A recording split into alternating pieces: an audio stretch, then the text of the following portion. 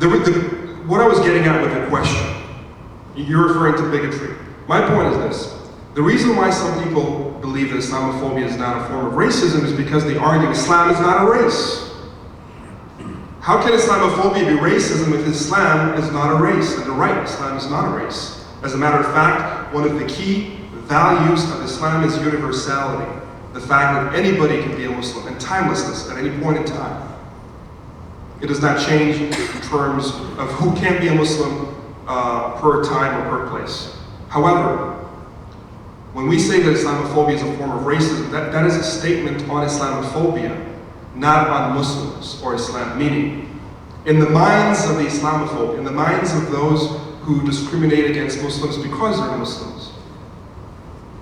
Muslims, it's a two-bit process. Muslims first are racialized, and then the impending race is exoticized, demonized, whatever else ized.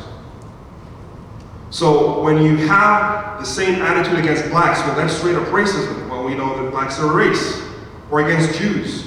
It gets a little more hairy because Jews are not just a race, sometimes they're not of the same race, but it's also a culture, a shared experience.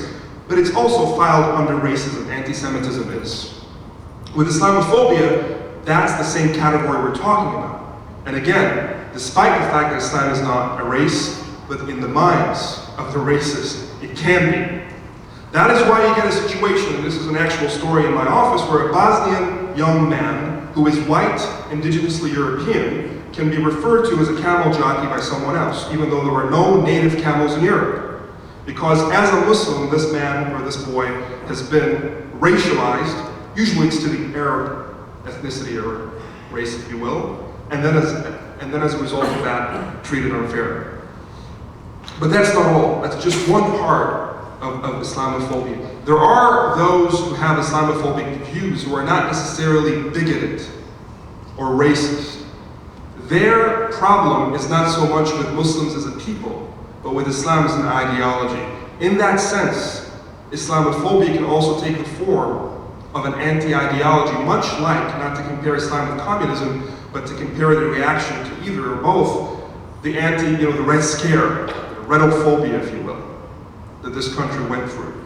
And you see this when you see people come out and talk about not so much individuals, but concepts in Islam. Jihad, Sharia, Taqiyya, all of these concepts that they redefine or misuse in order to drive, but at the end of the day, it comes back to driving fear against the people. Because Islam, you're not going to see Islam walking down the street. Islam's not going to be getting on your elevator. Right? Islam can only be personified at the end of the day in a human being. It really comes down to people and Muslims. So at the end of the day, it still can be a form of bigotry. Now, the history of it is interesting. Obviously, let me give you a little demographics about Muslims. Muslims in America are pretty much 30% African American, around 30% South Asian, 30% of Arab extraction, and about 10% Persian, Turkish, Bosnian, Latino, white, other. To a large degree, the Muslim community in America is an immigrant community, and a young one at that, meaning it's been in the last 30 to 40 years. As a result, there wasn't much interaction with Muslims or Islam, at least not at a critical mass. And it only began, Islam and Muslims only began to sort of break through the surface into the mainstream, I would say in the 60s, 70s, and beyond. And unfortunately, the story of Muslims and Islam breaking into the mainstream has been a story of unfortunate incidents. For example, and this goes back to the question, is the US media inherently biased against Muslims? As somebody who's worked with the media almost on a weekly and daily basis, my answer is no. Well, unless you're talking about Fox. But if you're talking about in general, I would say the problem is not so much in an inherent bias that's out to get you, but rather in the way the news cycle works. What bleeds reads, right? They're looking for sensational stories because that's how you sell newspapers and that's how you sell cable shows. And the other thing also is that it's not so much bias as it is selectivity. If you're always looking, right?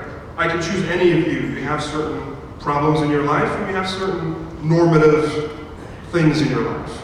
If I write a biography about you, and chapter 1 through 10 is about problem 1 through 10, and I mention nothing about the 90%, maybe 95, maybe even 99% of your life that is free of problems, free of aberration, normative, well, technically, I didn't lie, did I? But in the selection process, in the selectivity, what you end up with is a warped view of reality, of yourself.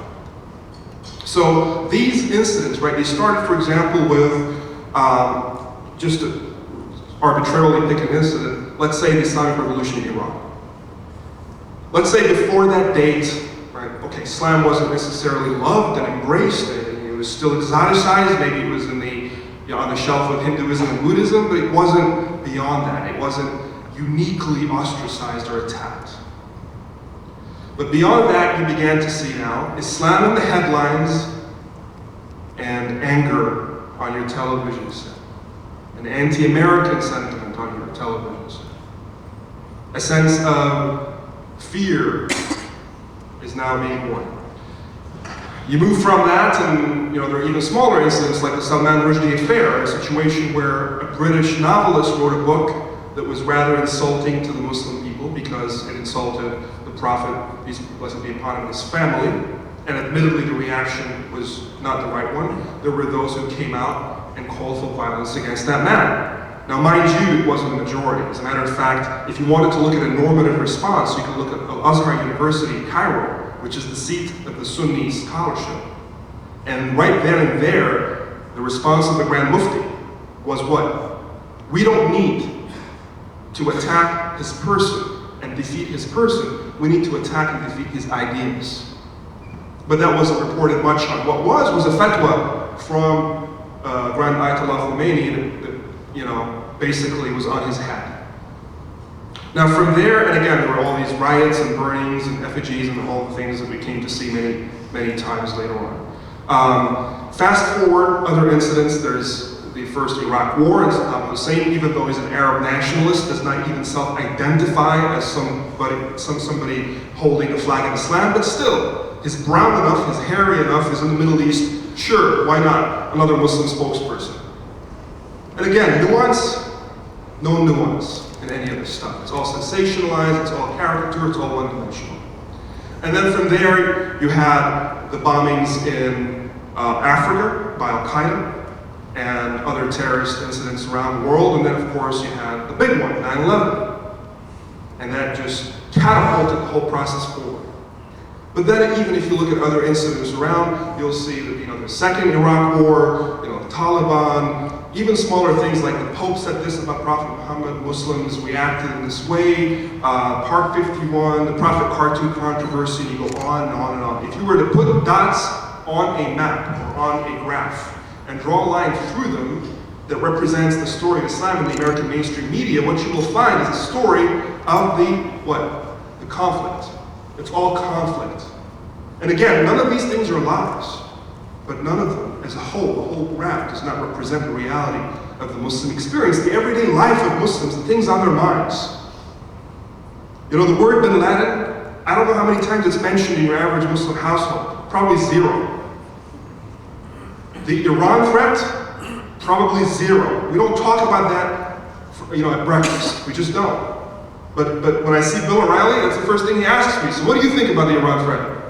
Why? Because I'm a Muslim. Who's Polish here? Any Poles in the house? It's Chicago. Surely somebody's got to be Polish. I assume you're Catholic background? Is that fair to assume? Has anybody ever asked you when something goes wrong in the Philippines what you think?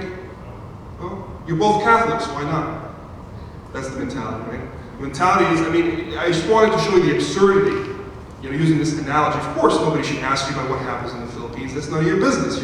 There's no umbilical cord between every Catholic and other Catholic on planet Earth. But there seems to be one between all Muslims. I get asked, where is bin Laden? As if I'm on his mailing list. But, all right, fine. Somebody who's not that well informed can ask me that question. But a Paula Zahn? She didn't ask me that question, but, a similarly stupid, with no nuanced question.